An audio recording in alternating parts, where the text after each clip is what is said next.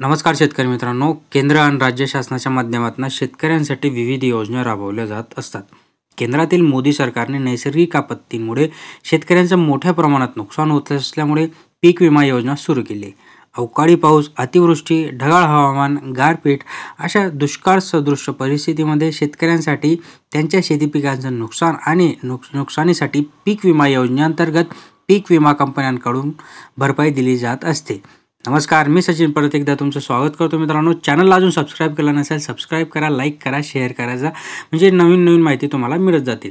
शेतकऱ्यांना सुरुवातीला काही रक्कम प्रीमियम म्हणून भरावी लागते, सगळ्यांनाच माहिती आहे. तर पीक विमा कंपनीला हे पैसे द्यावे लागतात. मात्र शिंदे सरकारने 1 रुपयामध्ये पीक विमा योजना सुरू केली असून ह्याच्या माध्यमातून शेतकऱ्यांना फक्त 1 रुपयामध्ये पीक विमा काढला जात असतो आणि शेतकरी याची सर्व रक्कम राज्य शासन भरत असते. खरीप हंगामात समवेत रब्बी हंगामात देखील 1 रुपयात पीक विमा योजना सुरू करण्यात येत असते.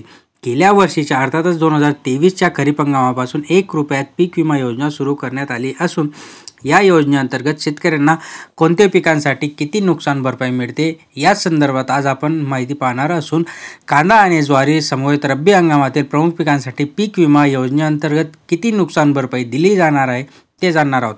याचा आढावा आपण आपल्या या व्हिडिओच्या माध्यमातून घेण्याचा प्रयत्न करत आहोत. मिळालेल्या या माहितीनुसार रब्बी हंगामातील बागायती ज्वारीसाठी हेक्टरी 26,000, जिरायती ज्वारीसाठी हेक्टरी 20,000, गव्हासाठी 30,000, हरभरा पिकासाठी 19,000, कांद्यासाठी 40,000 आणि भुईमुगसाठी 40,000 अशी नुकसान भरपाई दिली जाणार आहे.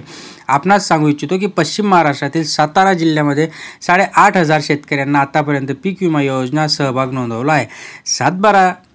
सातारा जिल्ह्यात रब्बी हंगामातील ठराविक पिकांसाठी ही योजना आहे.